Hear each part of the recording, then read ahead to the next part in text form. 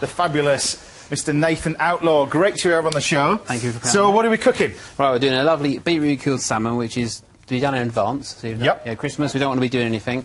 Smoked mackerel pâte, and then we're doing a nice beetroot salad. And then we're going to do some deep-fried oysters. And the reason why I do deep-fried oysters, I think it's more accessible for everybody to eat than to try and... Well, people don't like the thought of oysters because of the texture, but if you deep fry them, it's something slightly different. So, I know you want to get on and do the beetroot. You want me to do the smoked mackerel pâte, you can, which is over here. So this is like a little smorgasbord of different seafood, then? Yeah, smoked fish. Yeah, I mean, I think what's nice about this is that you don't want to be rushing about at Christmas, you know, doing all the, all the different sort of... in the kitchen. You want to have everything done, enjoy yourself. Yeah. Yeah, and because everyone seems to be stressed out, don't they, at Christmas sometimes? So, I don't know what you mean. Well, everybody comes around. This is just the perfect sort of thing to have in your fridge as a backup. If someone pops around, you've got it there, and all of a sudden you've got a meal in front of them, and they can, you can enjoy the time with them. Well, preparation is the key, I think, more than anything else, isn't it, really? Yeah, definitely, yeah. And then just making it a little bit different, and obviously a celebration, you know, in its entirety. The dish has obviously the deep-fried oysters, which are something that you may not have tried before because you're not too sure. So this will just make them a little bit more, let's say, you know, I hate to say it, but almost like that nugget sort of fried sort of thing, which... Nugget? Yeah, that sort of, you know, people eat it and it's like it's covered in... It's amazing what people eat when it's covered in I'll build you up into this 2-star Michelin chef. Nuggets, and there you are with your nuggets. Right, what am I putting in here with the mackerel? Right, so in the mackerel pâte you've got a little bit of cream cheese, yoghurt, and then we've got some horseradish, and I don't think you like it. We'll omit the horseradish out of this, won't we? So in the marinade we've got the raw beetroot, yeah, some sugar, a lot of salt. You are curing the whole side. Yeah. And then we've got some fennel seeds, which go very well with seafood. And then we've got a bit of tarragon, which gives it that sort of anise flavour, which is very, very nice. All that goes in there. Tarragon and fish are a great combination, aren't they, really? Especially with oily fish. I think, you know, some of the whiter fish may not be able to handle it, but I think with... never use this. There we go. That's it. Got there in the end. Lovely. I just blend all them ingredients up. Oh. The big malfunctions. Do it by hand. Do it by hand. Come on, come on. Wouldn't smoked salmon be easier? Much easier. Yeah, right. Alright, so you blend that up. Yeah.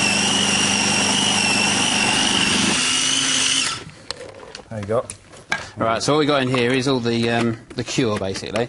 Yeah. And what you want is a balance between the sweet and the sour. There you go. Do you want this again? No. No. What we do is we'll put that onto our tray. Like so. And obviously there's a lot of water inside the salmon which should be drawn out by the salt. So this is kind of like making your own gravlax, would that be right? Or? Yeah, it is. And what you need to do is... remember, it's quite a thick bit of fish, a bit of salmon, so it will take a bit of time. It'll take 30 hours in total. Right. But you've got to turn it over halfway. So after 10 hours, start it off on the skin first. Get a bit dirty with this bit. You rub it over the fish. That goes into the fridge. So then you turn that after what? After 10 hours. Yeah. You'll turn that over and then give it another 20 hours. And what you end up with is something that looks like this. In here. Oh, it goes really, really dark then when you... Yeah, really dark. So all that the water, the natural water that's in the salmon fillet will come out. Yeah. And we'll leave you with this. And then what you need to do is wash it off the best you can. So you scrape off all that cure, like so. Okay. Now we know why you wore this. You said. Yeah, so then get a white one, you wouldn't get it everywhere. And then we just need to wash that off. It's just plain water you're doing out there? Yeah, it's just plain water. Right, well, will you wash that? Don't forget you can find Nathan's recipe along with all the other studio recipes from today's show on our website. Go to bbc.co.uk/Saturday Kitchen. Right, for the salad, you want more beetroot, do you, as well? You want? Yeah. I've got a little bit of shallot and some garlic there. This beetroot just basically finely diced, I take it, or just diced? That's right, yep, just diced up. Doesn't really matter, just whatever you're comfortable with. So once you wash the salt off, how long will that keep? Once you've washed it off, this will last for a good week, maybe even 2 weeks in the fridge. It's just like, you know, the curing process before you do smoke salmon. Yeah. But it's actually a good thing to freeze as well. So, you know, if you do buy a whole side of salmon, then you actually can keep it for a long time. So you've got it there, all dried off, and that's ready to slice and use. What we're going to do is we're going to take these oysters off, open them up. And the most important thing about when you're doing oysters, obviously, just is the safety element. Get somebody else to do it. Yeah. So you make sure you've got, obviously, the best thing to do is hold the oyster very firmly, you know, against the board, and then don't use too much pressure. It'll naturally, there's a little hinge there, and you'll hear it. It almost pops. You can hear that. And then what you do is, the safest way to do it is get your finger underneath there, and then come along with the roof of the oyster. And at the side you've got a little hinge. And as soon as that hinge is released, you open up the oyster. And what we're trying to do is get them oysters out. And all the juice. If in this recipe we're not using the juice, but the juices are very good to make a mayonnaise with as a base, which I do like. There you go. So flour, egg, including the shell, and breadcrumbs. There you go. That's right. And use these little dried breadcrumbs as well there. Yeah. So straight in. Yeah. Now you need to dry these off, because otherwise you'll end up with a soggy crumb. Right. You want me to flour, egg, and breadcrumb these? If you go flour, I'll go egg, and then that's it. So just what's the order? Flour, then that egg. And then brew through the breadcrumbs. Yeah. It's like for nuggets. Yeah, a nugget. How you make a nugget? Chicken nugget. Right. Flour, egg. But it's how you do scampi and all that. How you get the kids to eat them? That is, yeah. My children will eat them. That's how I got them into oysters. Yeah. Yeah. So the oysters go in. 1 minute. Yeah. No more than until that. they're crispy, because you want to keep them as rare as possible. So yeah, what we do is take the end off. A little bit of salt on these. If we can bring that over here, I can bring it over there. put these there you on. Go. Right, so we've got this lovely. The texture changes from the salt and the sugar, yeah. That's right, yeah. So you've got a lovely sort of decut salmon. Like that. And I think if you cut it too thin, you actually don't get the texture of it. You know, and it's almost there's nothing to eat there. So cut it a bit thicker. There you go. Do you want a little slice? There you go. That's the little. That's it.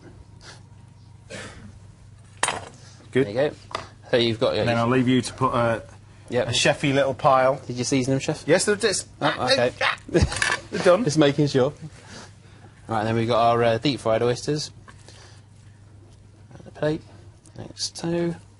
And there you have it. So you've got beetroot-cured salmon, smoked mackerel pâte, deep fried oysters, and then a nice beetroot salad. And if you're doing that this Christmas, I'm definitely coming round.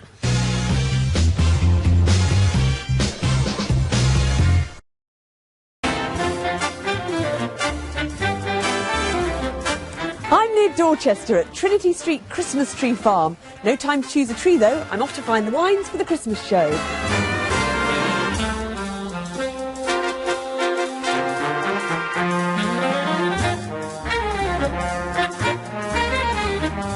Nathan, I have made your sensational seasonal salmon, and I can tell you that it only really goes with wines that have a fresh, crisp bite.